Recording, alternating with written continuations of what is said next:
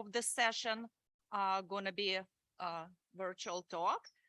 It's called Public Key Watermarking Schemes for Pseudorandom Functions by Rupeng Yang, Luoxie Yu, Men Huao, and Willy Susleo.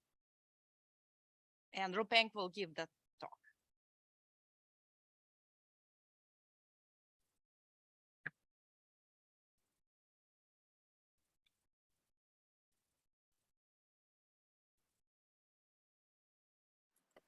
Alright, so hello everyone, I'm Rupeng Yang, and today I'm going to talk about how to construct a public key watermark PRF. This is based on joint work with Zuoxia Yu, Men Huao, and Willy Susleo. So a watermarking scheme can embed some information into a digital object without changing it too much.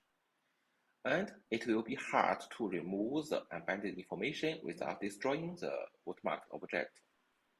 In this talk, we consider watermarking schemes for programs. That is, the watermarked object is a program. Formally, it consists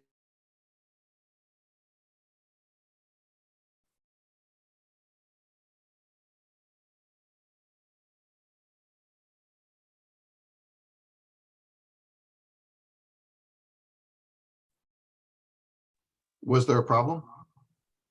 It was too quiet. Let's see now.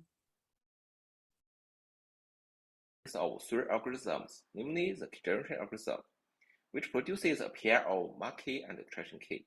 The marking algorithm, which embeds a message into a program with a marking key, and the extraction algorithm, which extracts the message embedded in a watermark circuit with an extraction key. Its correctness requires that the watermarked circuit should roughly preserve the functionality of the original program, and that the extraction algorithm can extract the correct message embedded in an honestly watermarked circuit. Its main security requirement is unremovability, which requires that it will be computationally difficult for an adversary to remove or modify the message embedded in a watermarked circuit without changing it too much. So one may hope to have watermarking schemes for general functionalities. However, as shown by Cohen et al. In 2016, it is impossible to watermark a nullable functionality. A natural class of non-nullable functionalities are the cryptographic ones, such as the decryption algorithm, the PF evaluation algorithm, and so on. So in the study, we mainly focus on watermarking schemes for cryptographic programs. And in this work, we also follow this and particularly focus on the evaluation algorithm of the PRF. So next, we give a more formal definition of the security of the watermarking scheme for PRF. There are two parties involved in the security definition, a challenger and an adversary. The challenger will first generate a pair of mark key and extraction key, and it also samples a PF key. Then the adversary sends a message to the challenger, and the challenger will embed the message into the PF key with the mark key. It then sends the results circuit C star to the adversary, and the adversary will create a circuit C tilde, and it wins if C tilde is close to the original watermarked circuit C star, and the extraction algorithm fails to extract the original message from C tilde. In this definition, we do not allow the adversary to learn either the marking key or the extraction key. So we denote it as secret key here. We can also consider a strong adversary that can learn the mark key of the watermarking scheme, and this is called permanent marking security. Alternatively, we can consider an adversary that learns the extraction key but not the mark key, and this is denoted as public extraction security. And finally, we can consider public key security, where the adversary learns both the mark key and the extraction key. So in real-world applications, if we use a watermarking scheme with the first three security guarantees, we will have to set up a watermarking authority to hold either the marking key or the extraction key or both. Such authority is usually a single point of failure, because if an adversary corrupts the watermark authority and gets the key hold there, then it is able to remove all messages embedded in all watermark circuit. That is a serious security threat to the scheme. And if we use a watermark scheme with public key security, then we do not need such authority and the problem can be resolved.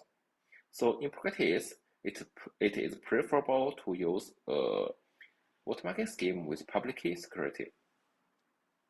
Unfortunately, although we have very elegant constructions of watermarking schemes that satisfy the first three security requirements, we do not know how to construct a public key watermarkable PRF. The goal of this work is therefore to construct the public key watermarkable PRF. Okay. So next we will see how to construct a public key watermarkable PRF. Our standpoint is a watermarkable PRF with public tracing and secret marking. In this scheme, the PRF key should be kept private, and to embed a message into the PRF key, the marking algorithm will use a secret mark key. And to extract a message from a watermark circuit, the extraction algorithm will use a public extraction key. So with this scheme, to construct a public key watermark PRF, our initial idea is to generate a fresh mark key and extraction key for each PRF key. That is, the new PRF key, capital K now includes the original PRF key, a fresh marking key, and a fresh extraction key. In this way, there is no global marking key that should be kept private, so the scheme should have public key security. After this modification, the marking algorithm can still work because it can use the mark key included in the PRF key. But the extraction algorithm doesn't work now because it needs to use the extraction key. But the extraction key is included in the PRF key and can't be accessed by the extraction algorithm. To solve this problem, we need a mechanism to send EK to the extraction algorithm. It seems that the only way to do this is to put EK to the PRF output. And of course, we can't append it to the PRF output directly because it may ruin the pseudonymness of the PRF. We solve this problem by using a PD scheme with pseudonym self-text. So let PK and SK be the public and secret key pair of the PK scheme, and put them into the public parameter of the watermarking scheme. We also modify the PRF evaluation algorithm and append an encryption of the extraction key to the original PRF output. Here, the randomness for the encryption is determined by the input X. To watermark a PRF key, the marking algorithm also embeds the message into the first part of the PRF evaluation algorithm, and then it keeps the second part of the evaluation unchanged. And to extract a message from the watermarked circuit, the extraction algorithm will first get EK from the second part of the circuit output by decrypting it. Then it uses the recovered extraction key to extract the message from the first part of the circuit. So, as the adversary is only allowed to modify the watermark circuit on the spot version of inputs, the extraction algorithm are likely to get the correct extraction key by decrypting the circuit output on a random input. And then, by the security of the underlying publicly extractable watermark PRF, the extraction algorithm can finally get the correct message. So the security follows. Also, we need to examine if the scheme has pseudonymous. At first glance, the answer should be yes, because the PF output now includes two parts. The first part is the output of another PRF, and the second part is the ciphertext of a PK scheme with pseudorandom ciphertext. However, the ciphertext pseudorandom only holds against adversary without a secret key. And now, as the secret key is put into the public parameter, the adversary can learn it, and then it can decrease the second part of the PRF outputs and see if they are all decrypted to the same value. So it is very easy to distinguish it from the outputs of a random function. To solve this problem, we use a robust unobfuscatable PRF instead of the PK scheme. In a nutshell, the robust unobfuscatable PRF is PRF family, where the PRF key is associated with a secret S. Its pseudonym still requires that, given only oracle access to the PRF evaluation algorithm, no one could distinguish it from a random function. But it now additionally requires that it is easy to get the secret S embedded in the PRF key, given a circle that implements the PRF evaluation algorithm. And based on this, we also need it to have robust nullability, which requires that the secret can be recovered from a circuit that is close to the PRF evaluation algorithm. Okay, so now it's a robust unobfuscatable PRF. We modify the construction as follows. First, we will include the PRF key of the underlying robust unobfuscatable PRF into the PRF key of the constructed watermarking scheme. And the secret key embedded there is the creation key for the PRF key. We also replace the ciphertext in the PRF output with the output of the unobfuscatable PRF. The marking algorithm still works as before. That is, it embeds the message into the first part of the PRF evaluation algorithm and remains a second part unchanged. And the creation algorithm now gets EK from the second part of the given circuit, and then it uses the recovered EK to get to extract the message from the first part of the circuit. This works because due to the learnability of the unobfuscatable PRF, the creation algorithm can get the correct EK from the second part. Also, the robust learnability further guarantees that the creation algorithm can get a correct EK from the second part of the watermark circuit, even if it is modified by the adversary. And then, by security of the underlying publicly creatable watermark PRF, the creation algorithm can get the correct message from a watermark circuit that has been changed by the adversary slightly. So the security follows now. Also, the pseudonymous of the new construction comes from the pseudonymous of the publicly creatable watermark PRF, and that of the robust unobfuscatable PRF, and also the pseudonymous holds. So we have shown how to construct a public key watermarkable PRF from a watermarkable PRF with public creation and a robust unobfuscatable PRF. The first building block can be constructed from indistinguishability of authentication, as shown by Cohen et al. In 2016. And in this work, we give constructions of robust unobfuscatable PRFs from either one function or FHE, with different trade-offs in their parameters. Okay. So before continue our discussion, we recall our first attempt again. The attempt fails because the creation algorithm can't get the creation key to perform the creation procedure. So we note that this if we consider a weak notion of watermarking, where the creation algorithm is allowed to use a hint about the PFK, then this problem can be solved very easy by setting the hint to be the creation key. So we call this a hinting watermark for PRF. And by using this new notion, we can divide our construction just mentioned into two parts.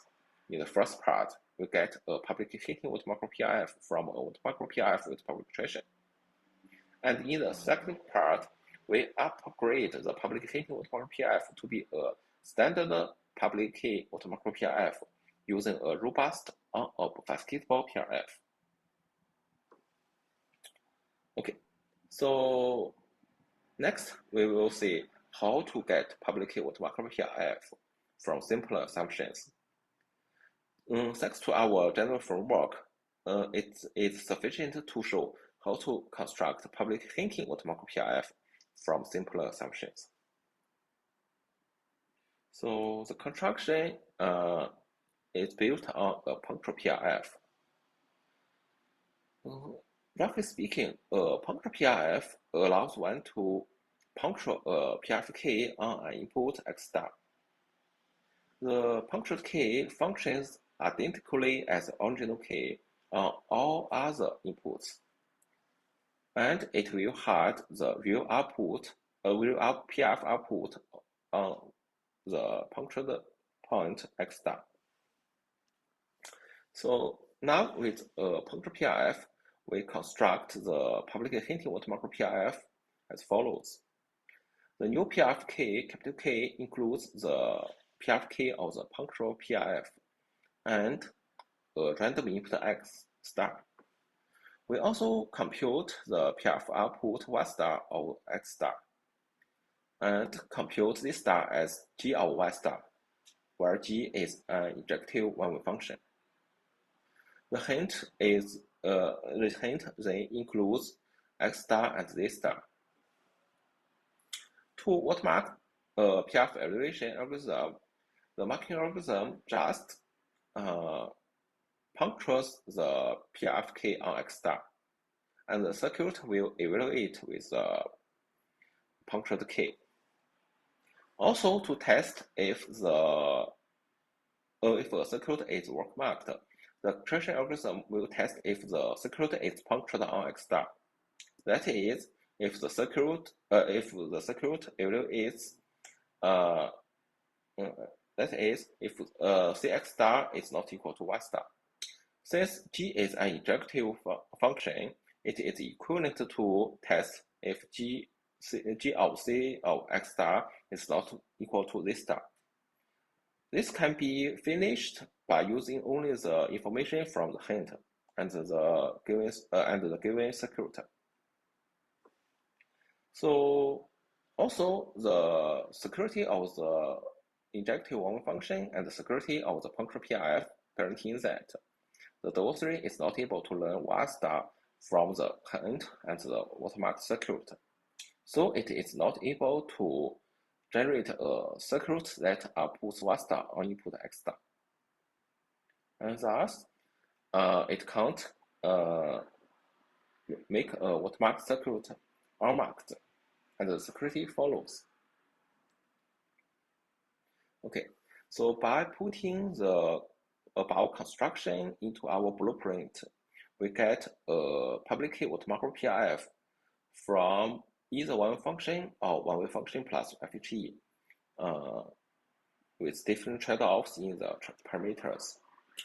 The construction has a restriction that it only supports mark binding, that is, a circuit is either marked or unmarked. And unlike the construction from RO, which has message unbinding, we also give a construction of message binding public key watermark PRF from purely from standard lattice assumptions by using a bounded FE scheme. Please see our full paper for the construction. Okay, so to conclude, in this work, we give a general general framework that constructs public key watermarkable PIF from a public hinting watermarkable PIF and a robust unobfuscatable PIF. We also instantiate boost primitive from different assumptions with different trade-offs. The main trade-offs we considered in this work include whether the scheme support message binding and how large the parameter epsilon is. The parameter epsilon denotes the version of inputs of C star that can be modified by the adversary. And if you observe our results, you will see if you hope to have message binding, and if you don't want to use RO, then you will have a very, very small epsilon, which is a concrete exponentially small volume. Also, if you hope to have constant epsilon, then you have to use FG, even if you have used RO. And finally, none of us constructions can achieve the optimal epsilon, which is roughly 1/2. So it is an interesting open problem to construct public key watermarkable PIFs without the restrictions. So now to conclude, in this work, we initiate the study of public key watermarkable PIF. And that is just a start. There are many, many interesting open problems in this area. Okay, so that's all. Thanks for your attention, and I'm happy to answer your questions. Thank you. Any questions? I have two quick questions. First, and maybe I missed it in the first slide I was setting up. Can you comment on the applications for your primitive? And sorry if I missed it. And the second question is, what is 1/x? How is it different from negligible in the last slide? All right. So the first question is about what is the application of watermarkable PIF, right? Yeah. Yeah. Okay. So a watermarkable PIF can be used to construct watermarkable schemes in the many crypts, such as watermarkable secret key encryption, watermarkable MAC, and so on. And also, the techniques developed to construct watermarkable PIFs may be used to construct other watermarking schemes. Especially a PIF is unlike a PKE scheme, such as PKE scheme. When we construct a watermarkable PIF, we need to consider how to deal with all inputs. So for a watermarkable PKE scheme, we only need to consider how to deal with the valid inputs, that is honest ciphertext. So I think techniques used to develop watermarkable PIF can be used to watermark more general functions. So for the second question, okay, so the parameter epsilon is 1/, exponential is the adversary is only allowed to extract, only allowed to modify the watermark circuit on a concrete exponentially small small volume. For example, it can be made to be 1/2 to the n, such as that. But when it is negligible, it can be any negligible function. So we can't have a predefined volume on it. I hope that answers your question. Okay. Thank you very much. Okay, let's thank the speaker again. Thank you. And the next talk of this session is called Chip and Crisp, Protecting All Parties Against Compromise Through Identity Binding Fakes by Kaz Kremers, Moni Naor, Shahar Pass, and Eyal Ronen, and Eyal will give the talk.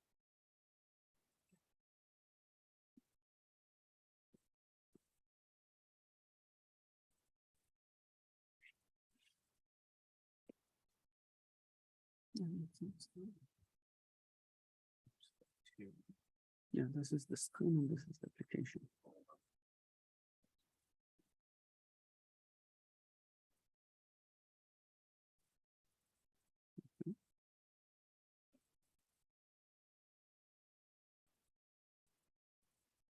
One. Yes. Okay. Can you hear me? Okay. Thank you for the introduction. And you mentioned this is a joint work, and I'm really sad that my student Shachar couldn't be here to give the talk because he did most of the heavy lifting, but we'll try not to take too much of his credit. So the first thing that we need to talk about when we're talking about password authenticated key exchange is the question, why do we still talk about it? And I just want to say that I don't like passwords any more than you. They are bad, they are evil, you can say a lot of things about them. Unfortunately, although many people have repeatedly said that passwords are dead, they are not. And every year we can give this talk again and again, and every year it will be correct to say that passwords are now more ubiquitous than ever. We have a lot of alternatives, but still, if you look at most websites, when you try to log in, they will use the passwords. And the whole amazing realm of IoT devices still mostly based on passwords. There's been a recent effort to standardize passwords and to incorporate it into the TLS 1.3 protocol. So at least for the recent future, we are still stuck with them.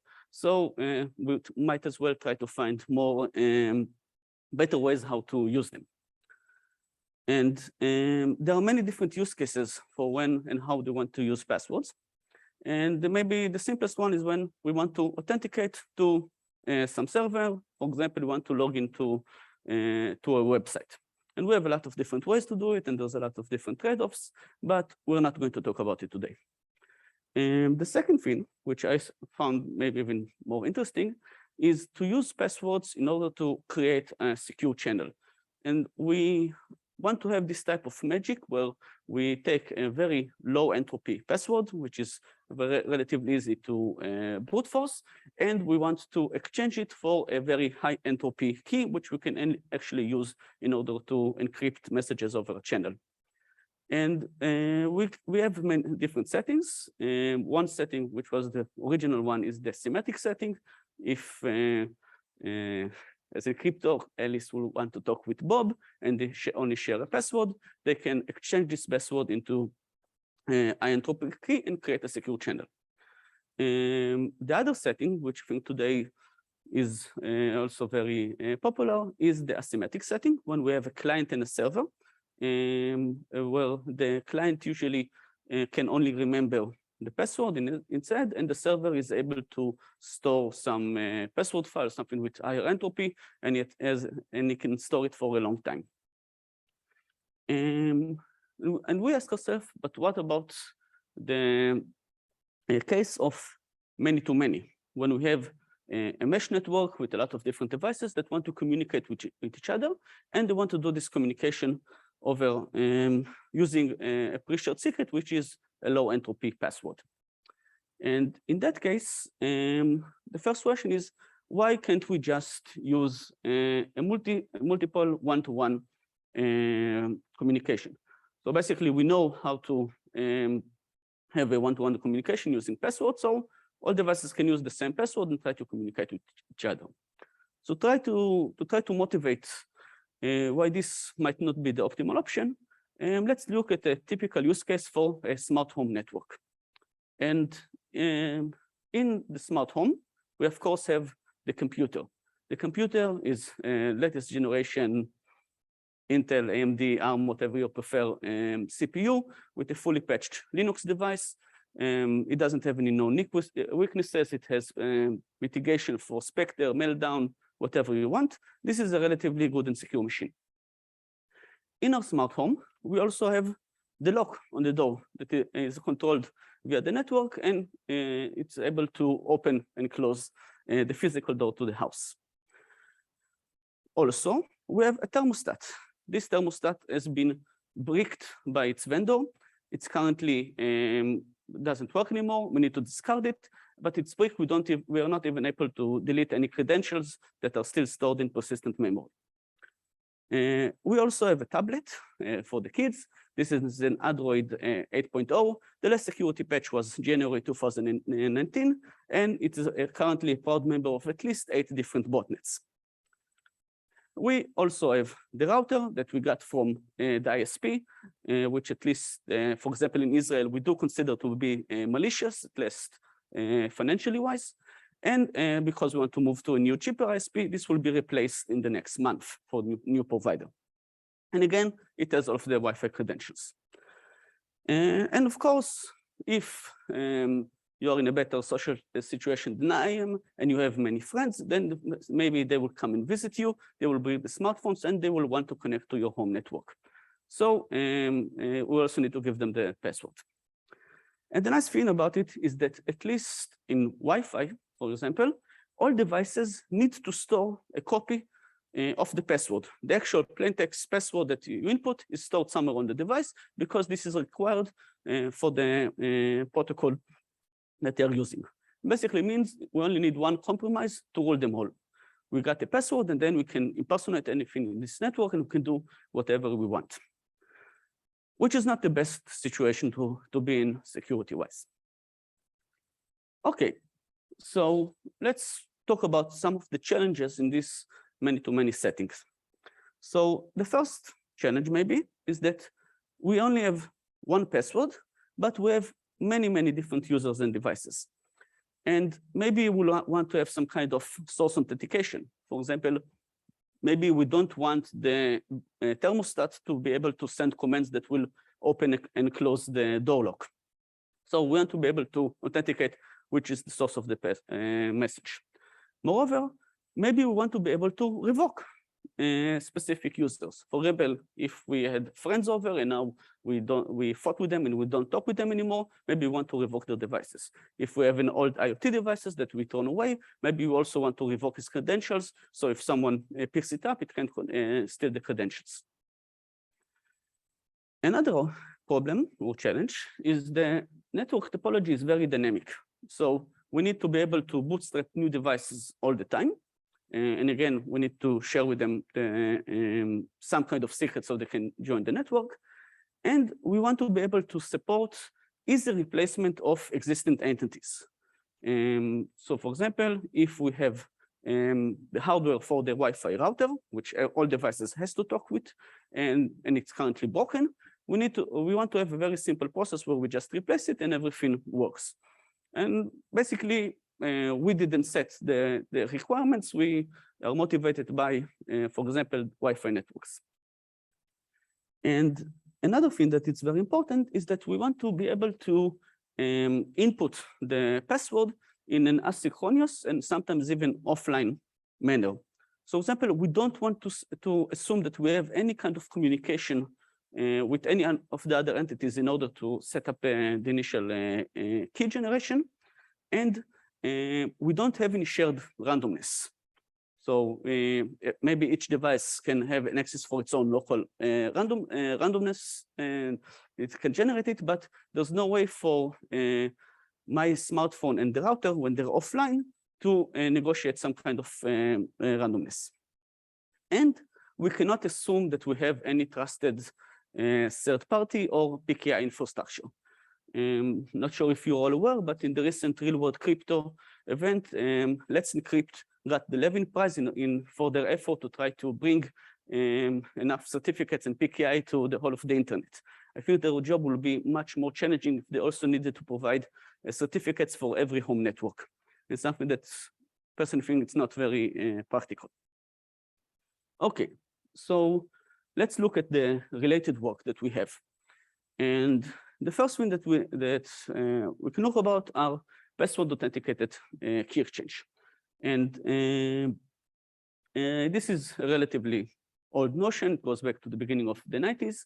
And in this, we have this magical protocol where two parties have a very low entropy passwords, and they negotiate some protocol, and they have a secure channel. And they have several nice properties that we'll talk about a little bit later on. But when we look at the model of this password authenticate key exchange, they assume that the password is never stored. So in the way that their model, for example, in the UC model, each time we have a session, we assume that both parties input their passwords to the devices they use.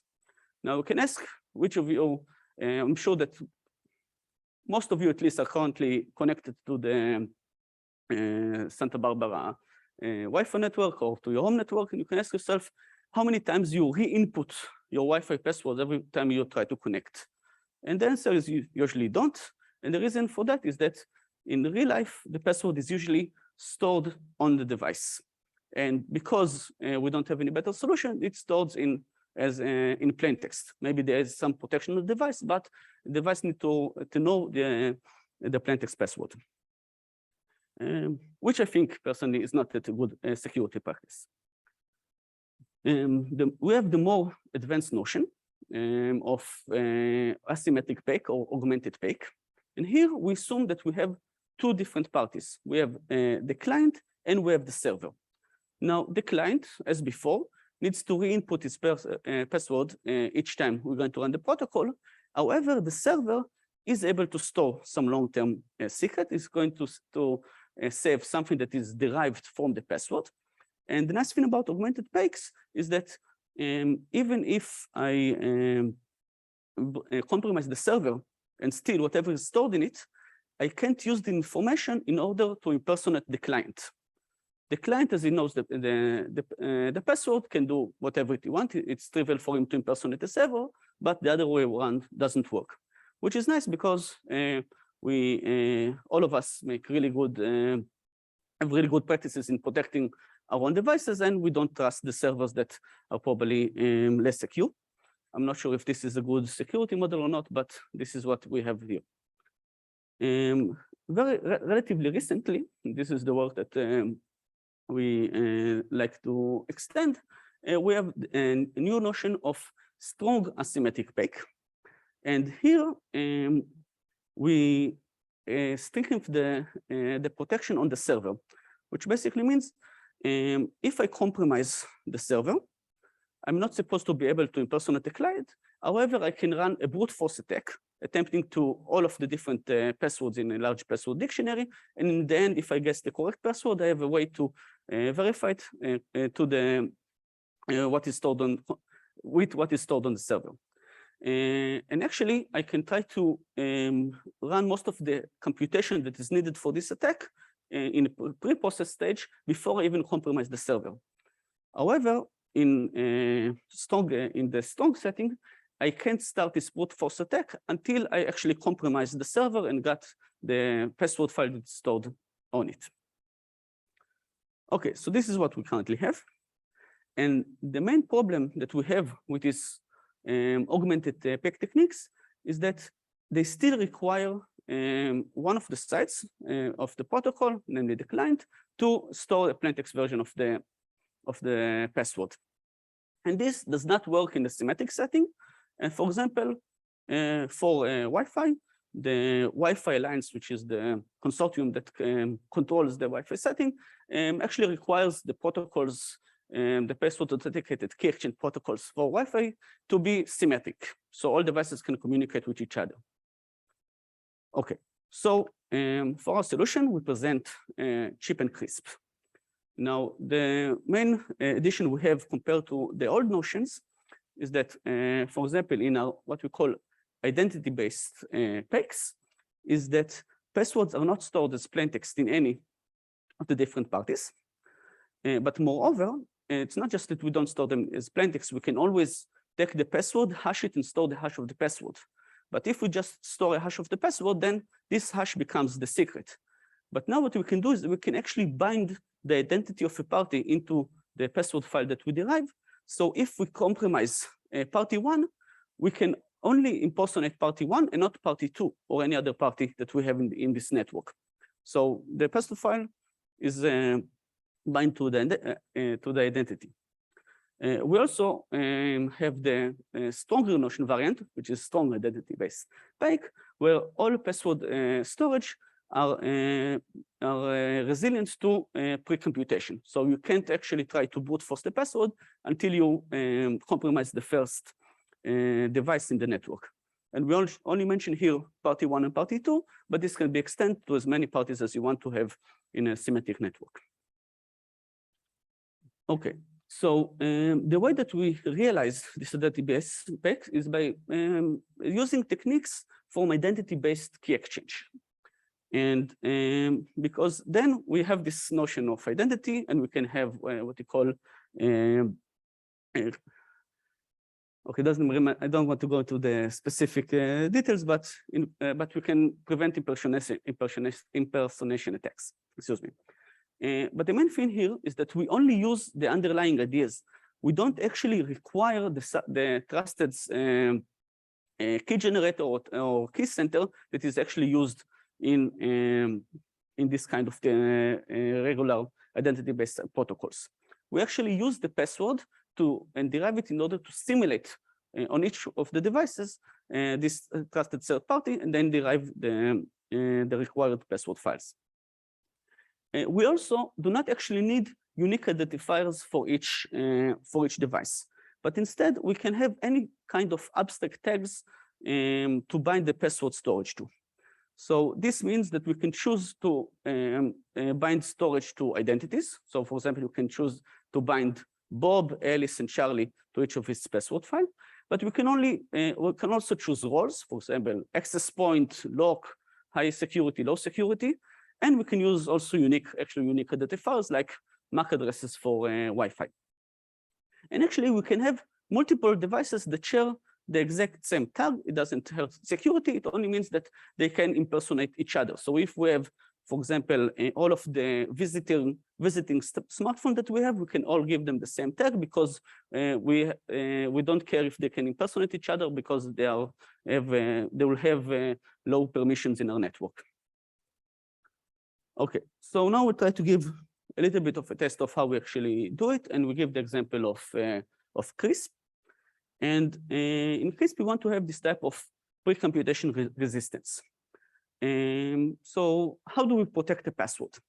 So the one thing that we can do, and I think that we should always do, is of course to hash the password and not save the actual plain text. And now in practice, we should probably hash the password and the unique identifier of the network, but for brevity, I don't write it in the slides. And the problem is that this is vulnerable to a very simple pre-computation attack. So for example, if we have a dictionary of all of the possible passwords, we can pre-compute the hashes of all passwords. We create a lookup table, which allows us to retrieve the password equivalent to every hash values. And even if it's very large, there's lots of very cool techniques like Hellman or rainbow tables that allows us to do it relatively efficiently with not so much storage. Another option that we can have is to use salt for password. This is the common practice when we save passwords on servers. So we sample some random long salt X, and we hash the password together with this random salt. Now, this is good for security, and so it's salted, it's pre-computation resistant.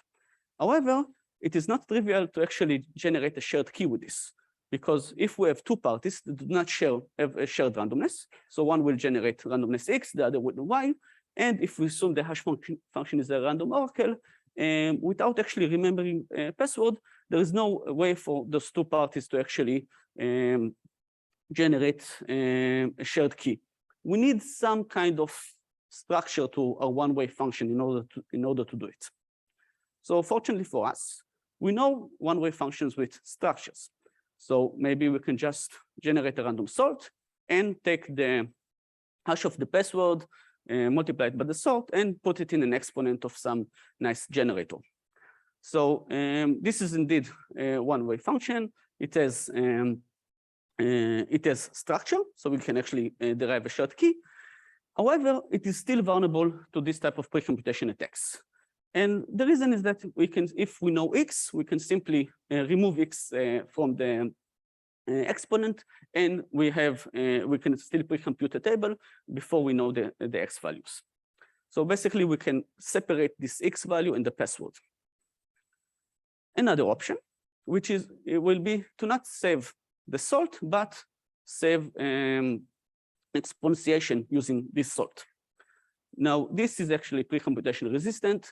It has some nice properties. It's a function that's been researched and looked at for over 20 years, and it actually can be a good solution. And the one problem, depending if or not how you look at it, is that it requires pairing. Actually, what we use in practice is we use a hash to group or hash to curve of the password in order to generate a secure point. This has similar properties, but it does allow us to actually prove that any brute force attempt require one pairing operation for every guess, which I think is nice. So this is the protocol. Basically, we start by sampling some random value, and we save the exponentiation of this value. Then we do the hash of curve, raise it to the power of the same random salt. And what we also do is we hash the identity, for example, Alice or Bob, and raise it to the same power. So now we have a triplet of values: the generator, hash to curve of the password, and hash to curve of the identity, and they're all raised to the power of the same exponent. The main details are not that important, but we can use them to both derive the shared secret, which we then input to a PEC in order to get all of the nice properties that we like out of PECs, like perfect fault secrecy and online attacks resilient. And we can also use them to actually validate the identity that is claimed by each of those parties. And in the end, we can get a nice protocol. Those protocols are actually efficient. We implement them in code, we benchmark them. And the nice thing about all of them is that they are actually faster, or at least comparable to what is currently implemented in Wi-Fi networks. So this is something that we can actually use. Cheap, which relies on simpler assumption, is more efficient. Crisp takes a little bit longer. And we have several suggestions how to optimize it. Regarding security, we both define and they use ideal functionalities for IPEC and SIPEC, and we prove cheap to realize them under a random oracle model and crisp under GGM plus random oracle model. There are some open questions which we think at least are interesting. For example, we know that chip actually requires the random oracle model, but we don't know if a GGM is actually required for the strong variant. It would be very nice to either prove it or find a more efficient construction. Currently, we don't have a very fine-grained post-compromise password hardening. So if we want to protect the password, we can, for example, use iterative hashing, and we can control the hardness of the brute force attack. For crisp, we can only do a pairing operation. If we want to make it harder, we need larger curves. And it would be nice to find, we have some notion of what is the optimal bound on the cost of brute force attacks on any PEC algorithm, and it would be nice if we can try to achieve it. And currently, we know how to do a 3-message protocol. It will be nice to see, is it possible to do 2-message or proof that we can do it. So in conclusion, we present chip encrypts. We provide stronger guarantees for password storage, and we are able to protect all of the parties. And we work in a symmetric setting, which is something that we at least think is actually required in practice. And you can view either the full versions, either the paper for more details, or look at the GitHub report for the code if you want to play with it. Thank you very much, and I'll be happy to answer any questions. Thank you. Any questions? Yes, Darren. Maybe it's brutal that you didn't throw the scheme, but where did you use GGM, or kind of what, why random oracle wasn't enough? Okay, so the GGM was used for the bilinear pairing. And because we need to the one-way function to actually include the randomness in order to have the post-compromise resilient. And then we need we needed some random oracle with some structure, which was So the for PCS, you're saying so the Yeah. thing is for PCS, I see. That's because you need to open to give the secret key and you needed like more structure, non-committing. I see. Interesting. Yeah, we can talk it offline, but basically yes.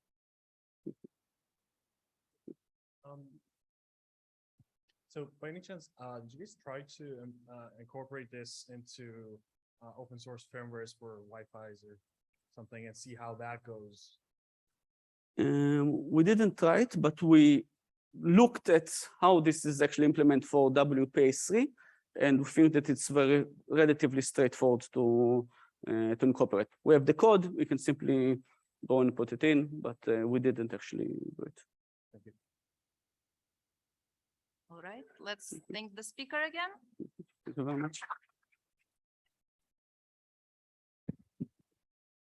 And the next talk is called Password Authenticated Key Exchange from Group Actions by Michelle Abdallah, Thorsten Eisenhofer, Eike Kiltz, Sabrina Kunzweiler, and Doreen Riepel. And Doreen will give the talk.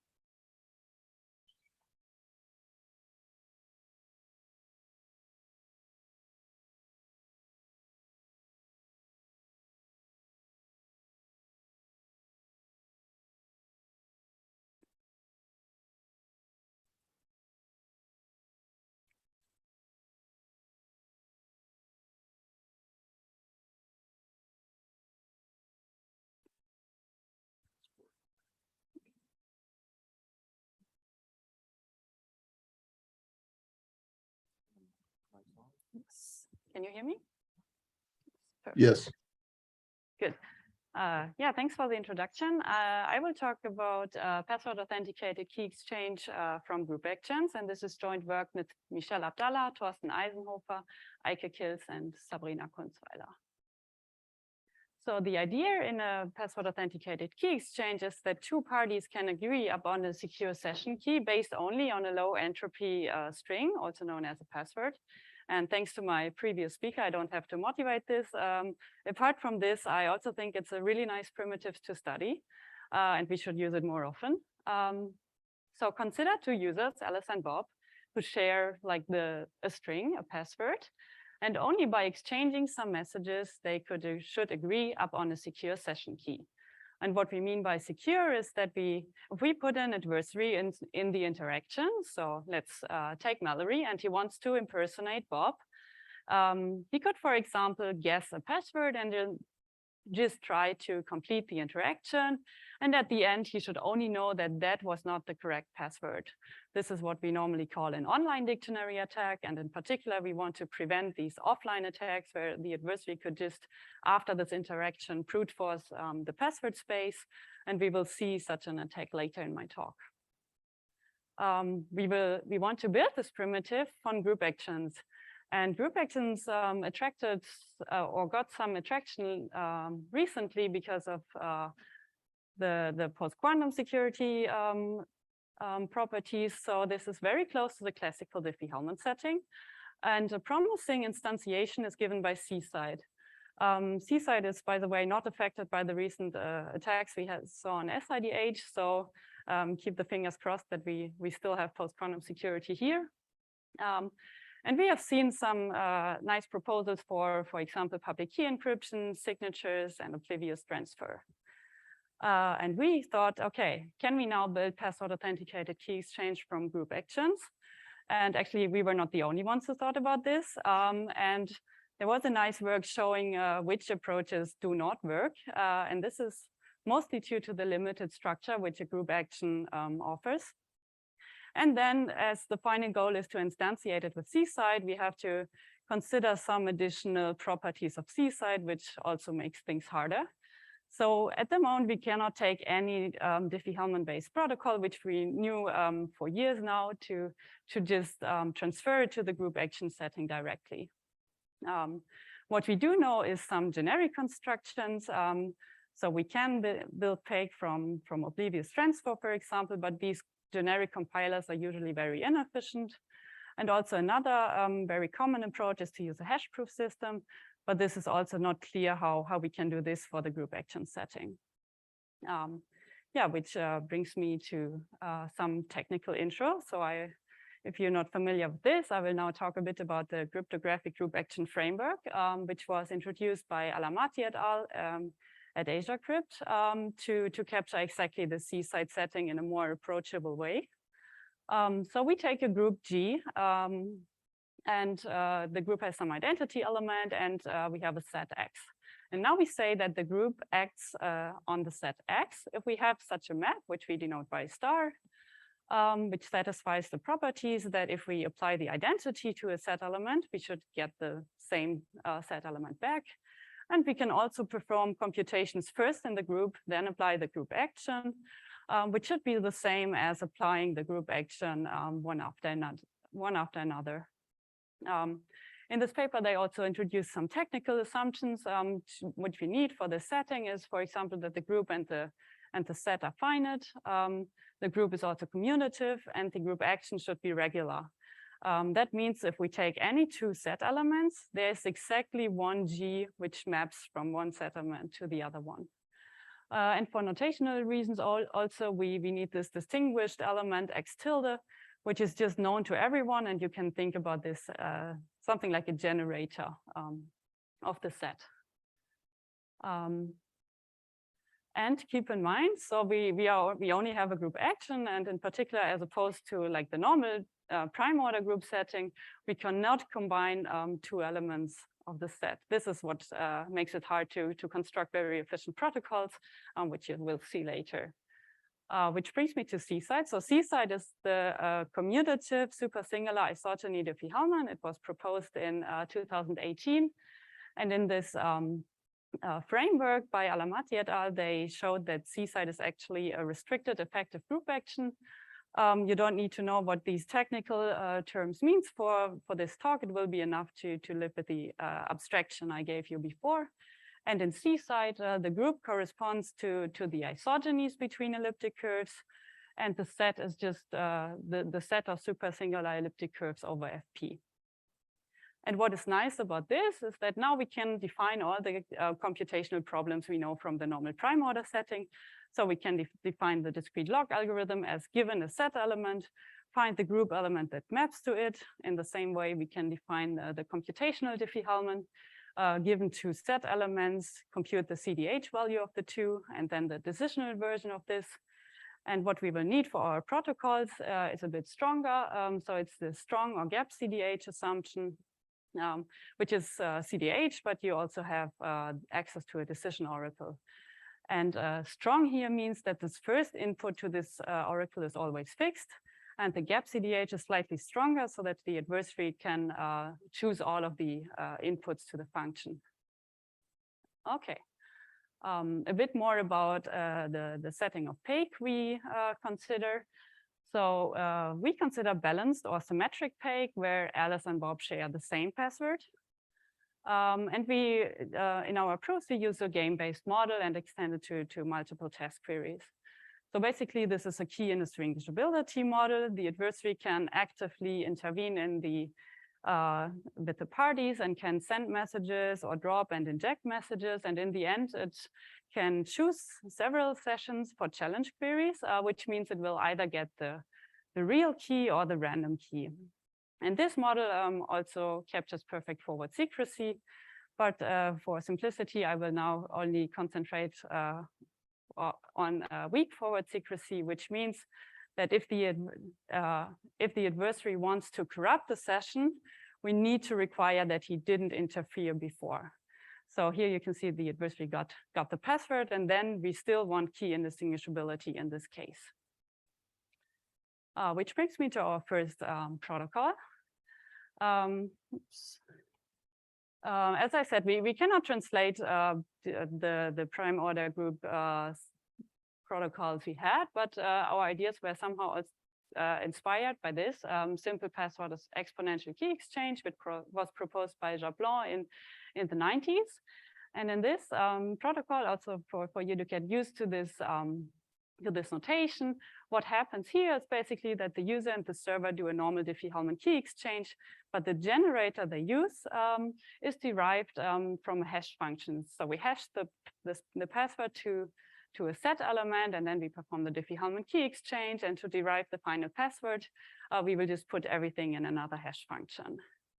Why can't we just use this? Well, we don't know such a hash function. So the problem of hashing obliviously into super singular isogeny graphs is still unsolved. So a lot of people tried this, especially this year. But as long as we don't know such a hash function, we cannot use this approach. So we tried to extend it with a bit-by-bit approach. And if you have seen some other constructions from group actions, this seems quite inherent for many cases that you have to do this bitwise thing, because you only have this one group action. What we do is we take a CRS consisting of 2 elements, and then we interpret the password as a bit string. And now for each password bit, we will do a Diffie-Hellman key exchange. So user and server both choose L group elements, then they will apply them to the corresponding CRS element, depending on the bit. They will compute the Diffie-Hellman shares and hash everything. This looks quite easy and natural. We can try to analyze its security. So security against passive adversaries is pretty straightforward if you're familiar with these things. So we can do this under the strong CDH assumption in the random oracle model. What we would do is we would embed the first element of the CDH challenge in the user's message and the second in the server's message. And in order for the adversary to distinguish the session key, it must query the random oracle on the solution. And we need the DDH oracle just to patch things and to get a tight proof. We now look at active adversary. We can show that this protocol is secure under the simultaneous Diffie-Hellman assumption, also in the random oracle model. This assumption was used in the prime order setting before. It was well studied, and well, it was proven in the GGM and AGM. It's also used in the CPACE protocol, which is now being standardized. But unfortunately, in this setting, this assumption does not hold anymore. And this brings me to some additional structure of the C-side group action. And this is, we are working with elliptic curves here, and each elliptic curve has a twist, which we can compute efficiently. So what that algebraically means is that if we have a set element, which is defined as G acts on the origin element, then we can efficiently compute G to the -1 times this origin element. And this is something we don't know of in the prime order group setting, and this will break the assumption. And I will demonstrate this to you in an offline dictionary attack. So we look at the simplified case with only one password bit here. It extends to many bits. So the adversary would just ask for a message of the user. Then it would also choose its secret, but then it wouldn't choose the CRS element. I mean, it doesn't know the password, but it will twist the element it just got and send it over. The user will compute, will finish the key exchange. And now let's see what actually happens here. So what happens on the adversary side is that we have this, the inverse now of the user secret. And then the twist is defined to the origin element. So we would also have to take the twist of the corresponding CRS element here, which means on the other side that the U cancels out. And what the adversary can do, it can just compute both Diffie-Hellman shares because the user secret is not involved anymore. And then it can offline check which bit it was. Like for one bit, it's not so interesting, but you can maybe now imagine that it extends to many bits, and we assume the password space to be rather small. So this would yield a brute force attack. So we try to fix this issue. Our first approach is maybe quite natural. If the attack depended on the fact that the adversary could choose the message depending on the other person's message, then why not just let the party commit on this message? We model this with a random oracle, and then we can prove security under the gap CDH assumption. But I think the more interesting approach or alternative we also propose is to use cross terms. What that basically means is we will increase the number of elements and combine them in different ways. And I will show you now how this works. So this is the base protocol we had before, the insecure one. And now both parties will just choose another L elements. They will send over another L set elements. And now we will combine these in 3 different ways. So we will take the original ones, like the messages we had before, and then we will combine the original one with the new ones and the other way around. Actually, we don't need all 4 combinations. 3 are enough to prove security. And this allows us to prevent these attacks we saw before, because now both parties are forced to use their secret in 2 different ways. So we also proved security for that. For passive adversaries, not much changes, but now the interesting case is active adversaries.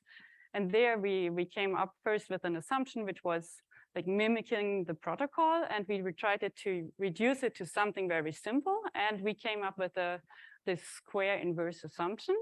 It's actually pretty simple. So given only 1 set element, the adversary has to compute 3 elements. So it can really choose a base y, and then it has to compute z0, which is the square of g applied to y, and then z1, which is the inverse of g applied to y. Unfortunately, we cannot reduce this to any standard assumption because we have this freedom in the y, which is the same as in the simultaneous Diffie-Hellman assumption, but we can now give some algebraic arguments why this is still secure. Okay, we saw that we have to send a lot of elements if you think of L as linear in the security parameter. So we try to improve on that. So why do we take 2 elements in the CRS? We can just take more of them, let's say n, and then we can keep the password as it is, but we will basically interpret this as blocks of bits. And then for each block, this will map to a value between 0 and n-1. And then we will use this corresponding set, CRS element. And the conclusion is that we now can choose a smaller value for L, but we still get the same security. Also, these twists were used to optimize some other protocols before, and we thought, oh, maybe we can do that also.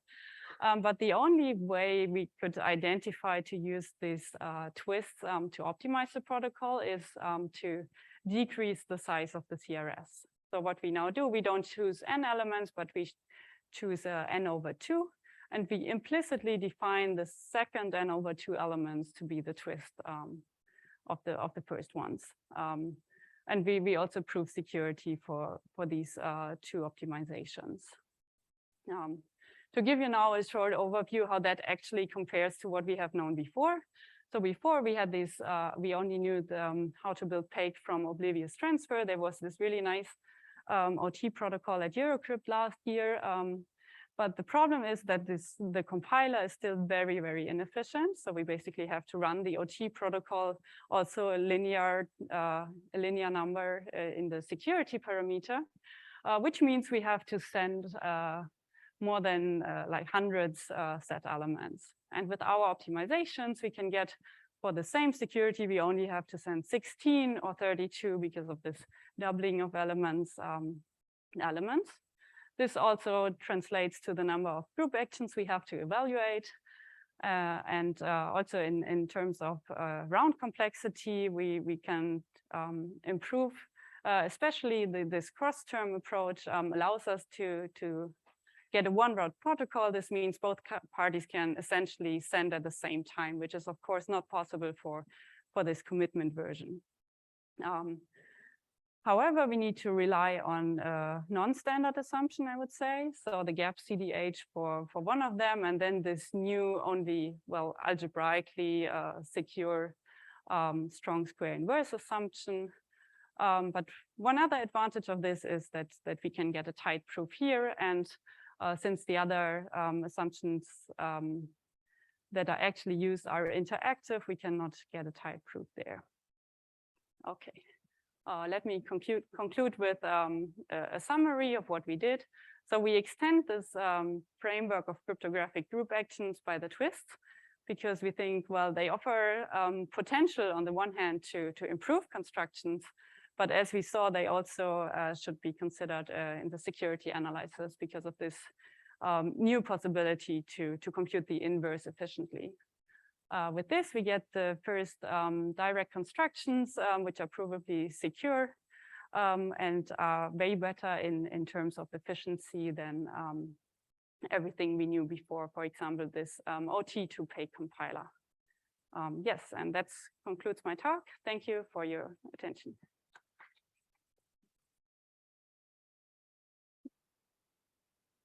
We have time for questions.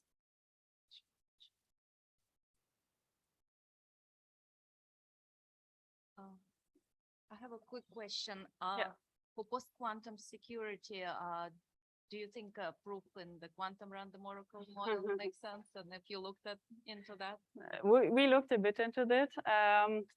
So we have a follow-up work, not looking at pay, but on a simpler setting.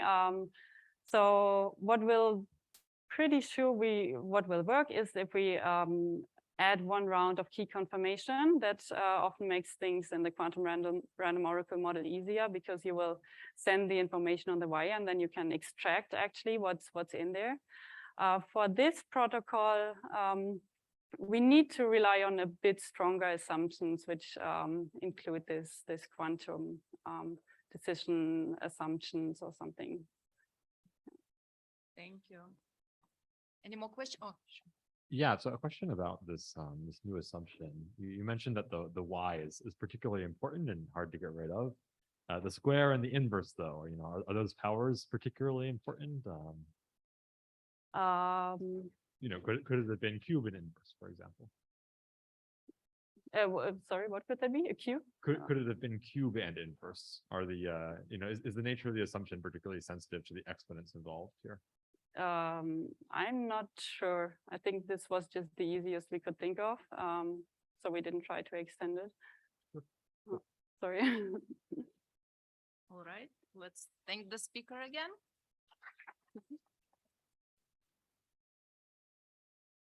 And the last talk of the session is called Efficient NISX and Signatures from Commit and Open Protocols in the Quantum Random Oracle Model. And it's by Yael Dawn, Serge Feher, Christian Mayans, and Christian Schaffner. And Christian Mayans will give the talk.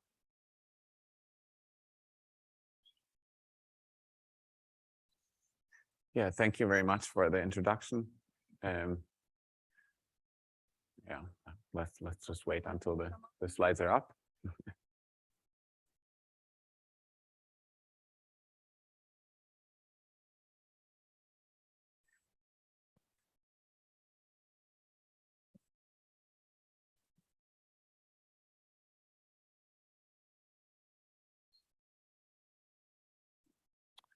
Okay. Yes, that works. Yeah, it's great to give the last talk of the session. I will talk about efficient NISX and signatures from commits and open protocols in the quantum random oracle model. And yeah, this is joint work with Yael Dawn, Serge Feher, and Chris Schaffner. So here's an outline. I will start by introducing the problem that we were working on and give an overview of our results.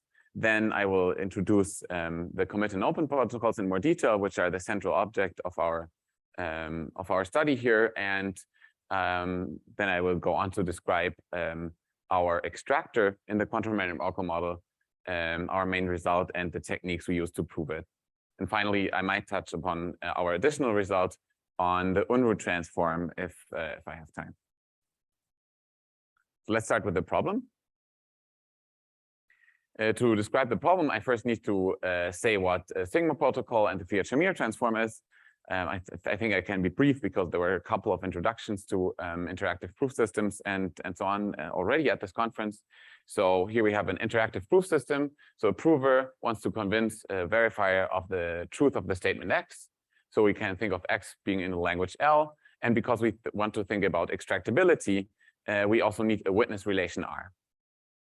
So the proof proceeds by the prover sending some message Y, the verifier sampling a uniformly random challenge from some set C, and then the prover answers with the response Z. And now the verifier can evaluate some verification predicate to decide whether to accept or reject this proof. And the feature mirror transformation is, of course, now a transformation that replaces this random challenge by the hash of the problem, usually of the problem instance and the first message. And this makes the proof non-interactive. So now we have a non-interactive proof system in the random oracle model. So what is extractability? Extractability is, or sometimes also called proof of knowledge property. Here we want to guarantee that that a successful prover actually knows a witness. So how do we guarantee this? Basically by saying that there should exist an extractor algorithm that has some kind of augmented access to the prover, usually black box access, but in some sense enhanced, and should then produce a witness from a successful prover. Okay, so here is an overview over the situation of extractability of the Fiat-Shamir transformation of different kinds of Sigma protocols and in different settings. So if we have an arbitrary Sigma protocol and we're working in the random oracle model, then this Sigma protocol is extractable.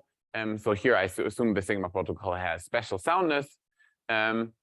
It's extractable, but it's not tightly extractable. So basically, that means that if the prover has a success probability P, then the extractor only succeeds with a degraded success probability. For example, P squared divided by Q, or P divided by Q, depending on what kind of runtime we allow for the extractor. However, if we restrict our attention to a restricted class of Sigma protocols that's called commit and open protocols, then it turns out that the Fiat-Shamir transformation is tightly extractable in the random oracle model. So here, if the prover succeeds with the probability P, then the extractor also succeeds with the probability P up to a negligible difference. Now, if we're going to the quantum random oracle model, then the Sigma protocol usually needs an additional property that's called collapsingness, but that's not important in this talk. And here also we get a result that the Fiat-Shamir transformation of an arbitrary Sigma protocol with special soundness and collapsingness is extractable. And again, there's a degraded extraction probability.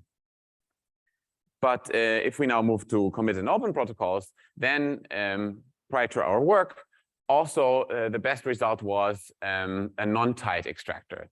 So that has an extraction probability that is that has a loss of the square of the number of random oracle or quantum random oracle queries. And there's somehow no reason why this should be the case. So there's no natural obstruction why we shouldn't get tight online extractability for the Fiat-Shamir transformation of commit and open protocols. And this brings me to our results. So we indeed construct an online extractor for the Fiat-Shamir transformation of commit and open protocols in the quantum random oracle model. And this is a tight extractor. And we also extend this extractor to so-called Merkle tree-based commitments. I will later describe what I mean by that. And in addition, we modularize and improve the so-called Unruh transform, which is a different transformation to construct a NISIC from a Sigma protocol that is online extractable as well. And finally, we apply our results to the picnic digital signature scheme. So here's some related work. The first to kind of formulate the problem of online extractability of the Fiat-Shamir transformation of commitment open Sigma protocols was Xiaoyu. and he has published a result on this. However, there turned out to be a subtle flaw in the proof, which was then fixed, but using a specific assumption that depends on the scheme, on the Sigma protocol that is transformed. And in addition, there's also a work by Chiesa, Manohar, and Spooner, which analyzes a specific snark construction. And this turns out to bear quite some similarity to our Merkle tree commitment result, but somehow this this paper was a bit missed in the analysis of the picnic signature scheme, and we also only realized that this is similar after we completed our work. Okay, so this was the overview. Now let's get a bit more into the details. So first of all, I want to describe what commit and open protocols are. So commit and open protocol is a particular structure of a particular kind of Sigma protocol where the first message consists just of a bunch of commitments to messages M1 up to ML. And now the challenge is just a subset of these messages. And the response is then the opening of the subset of commitments. Of course, we can also Fiat-Shamir transform such a commit and open protocol. Now, if we look at these commit and open protocols, the property that we need is that the prover needs to be able to commit to a bunch of messages, and the prover also needs to be able to open a subset of them. And somehow that means that any kind of collective commitment would also work as long as we can open a subset of them. And this is what is done in Picnic. So there, a Merkle tree is used to commit to all the messages at once, and then basically the authentication paths are used to open. Okay, so now when we know what the commit and open protocol is, and let's go back to thinking about the plain commit and open protocol with atomic commitments for each message. And let me describe how online extractability works in the random oracle model first. So here we have an adversary against the Fiat-Shamir transform. For simplicity, we use, again, a special sound commit and open protocol. So how does that work? The adversary gets an instance, then it makes a bunch of queries to the random oracle H, and then it outputs a proof. Now the extractor needs some augmented access to the adversary, and here this means that the extractor gets the proof as well as the transcript of the queries the adversary made to the random oracle. Now, how does extraction work? It's very easy. Somehow, given the transcript, the extractor can just extract the commitments in the vector y. And if the openings to these commitments are valid, then the extractor can just compile two proofs from these openings and feed them into the special soundness extractor, and thereby obtain a witness. So why does this extractor work? Of course, I mean, if these commitments that are sent in the beginning, if they are all to valid messages, then everything is fine, right? And in the interactive setting, it's completely clear why this needs to be the case, because the prover doesn't know which challenge it will receive. But then in the Fiat-Shamir transformed setting, you know, it's easy to produce. Usually, it's easy to produce a bunch of commitments and then openings for one challenge, and the adversary could try to do that, right? In principle, only one opening is involved in the proof. However, we can see that this is not so easy. So if we think of for simplicity of a protocol where the challenges are subsets of size R, then we can think about what an adversary needs to do to convince the prover, but to make the extractor fail. So in that case, basically, the adversary can only ever query the messages to the random oracle that it will open later. However, remember that the challenge is the hash of this vector of commitments. So basically, it turns out that this basically defines a hard oracle search task. So the search task is as follows. If an adversary succeeds, but basically makes the extractor fail, then it needs to solve the following problem. Find a valid pair of commitments Y and openings M for the challenge given by the hash of the of Y, without querying any valid messages that are not opened later. And I would call this an artificial search task, because somehow the task is described by referring to the transcript of queries of the algorithm that solves it. However, it's kind of not too hard to see that this is a hard task, and that basically gives us the proof of tight extractability of the Fiat-Shamir transformation of committed open protocols in the random oracle model. Okay, so this was kind of the background, the classic one. Now let's get to the quantum random oracle model extractor. And it turns out that there's a couple of problems. For example, there's no transcript of queries, because these are quantum queries and they cannot be copied into a transcript. However, there's this marvelous tool called a compressed oracle that was introduced by Gendry, and it kind of serves as a transcript. Therefore, we can basically construct an extractor based on the compressed oracle. So now we're looking at an adversary. This is a quantum adversary against the Fiat-Shamir transformation of a special sound committed open protocol in the quantum random oracle model. So this adversary will get an instance, then make some queries to the quantum random oracle that we now instantiate with the compressed oracle, and then it will produce a proof. So the compressed oracle is this stateful simulation of a quantum accessible random oracle, and it has this internal state that we call a database. That's called D. Now, the extractor just gets as input the proof as well as this database of the oracle simulation. And it turns out that basically it can just proceed exactly as in the classical setting. It can extract the commitments using the database, and then it can feed the result into the special soundness extractor to obtain a witness. Now, again, of course, the million-dollar question is, why does this extractor work? And again, we can formulate an artificial search task that an adversary needs to solve to be successful in convincing the verifier, but to make the extractor fail.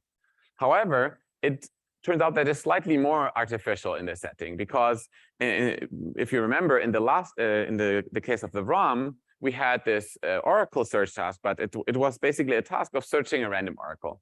So now we don't have a task of searching a quantum random oracle.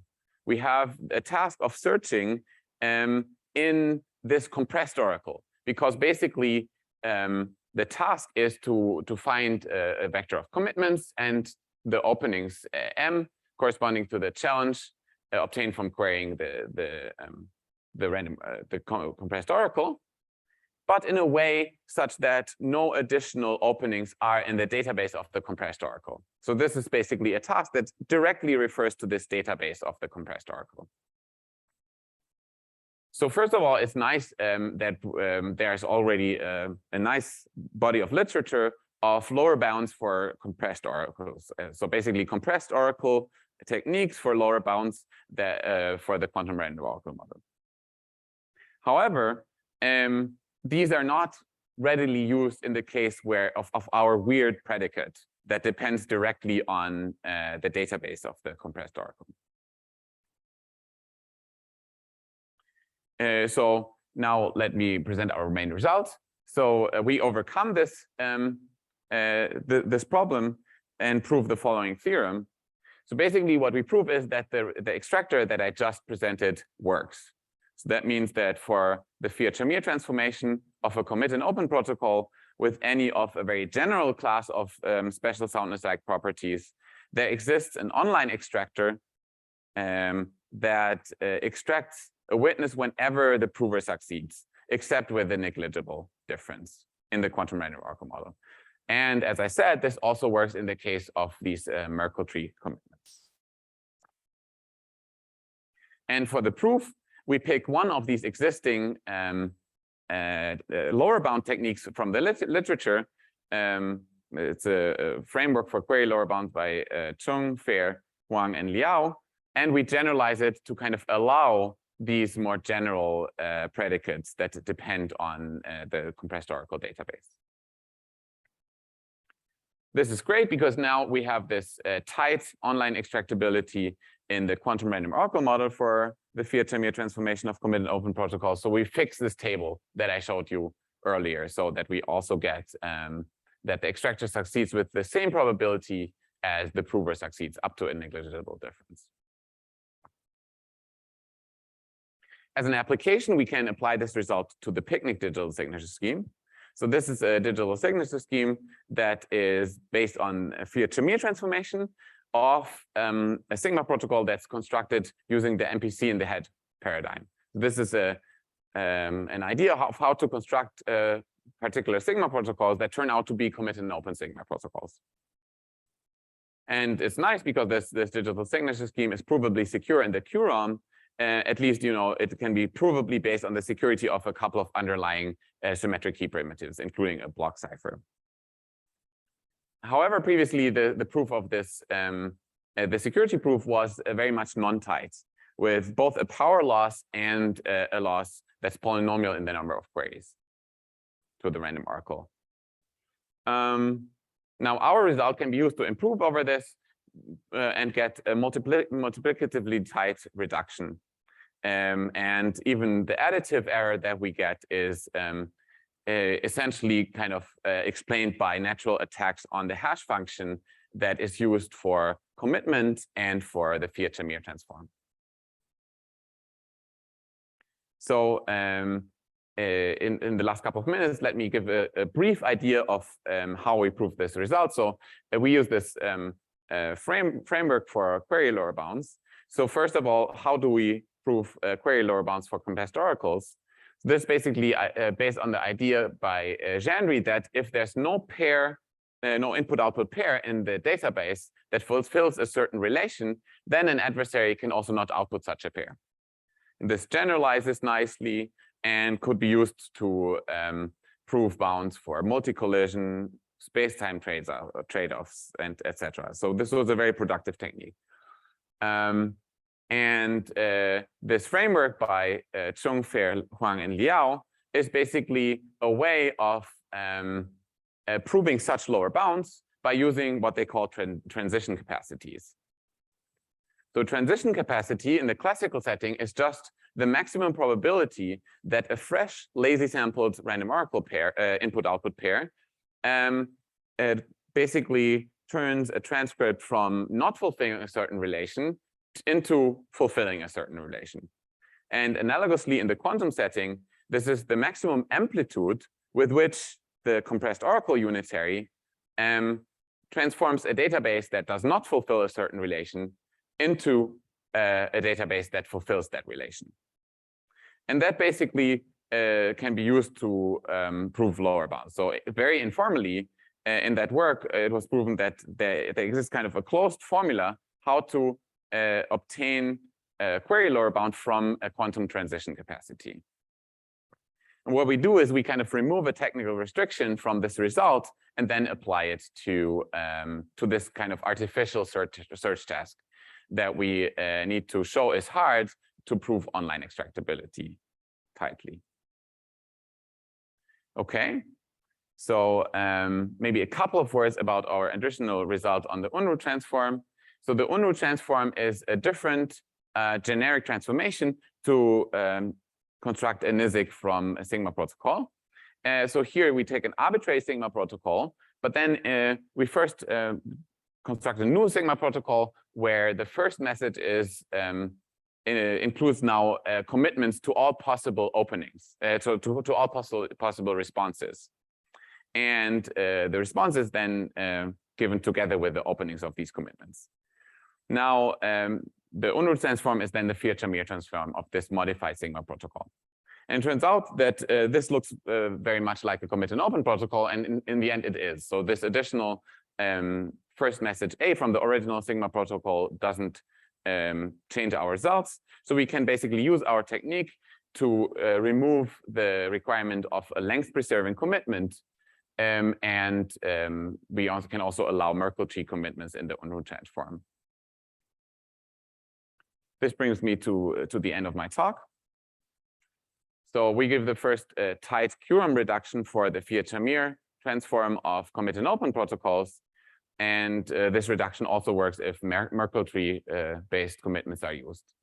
And these results can be now used to obtain a tight quorum reduction for the picnic digital signature scheme. And as an additional result, we also get a more efficient on-route transform. Thanks a lot for your attention, and I'm happy to answer questions. Thank you.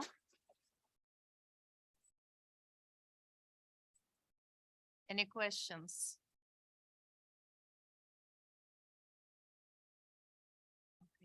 Okay. I also don't have a question, but thank you very much. Let's thank the speaker again. And you don't have to leave because the ICR membership meeting is going to be here in a couple of minutes. We will hold this Zoom room open for the membership meeting.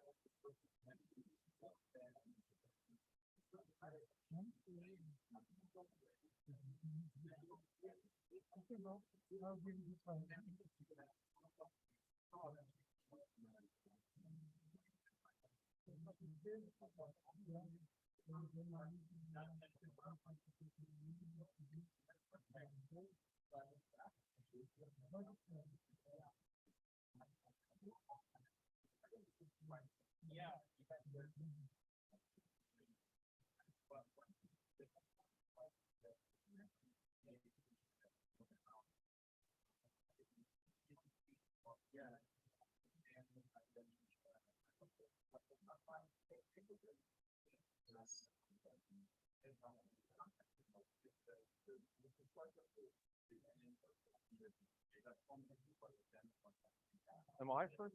I go before you, right?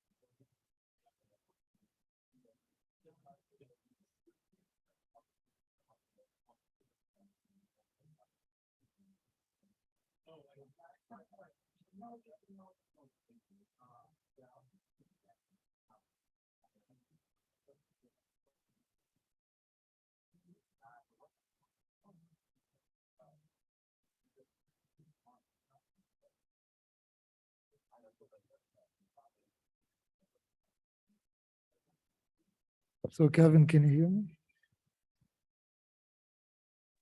Yes. Oh, sorry.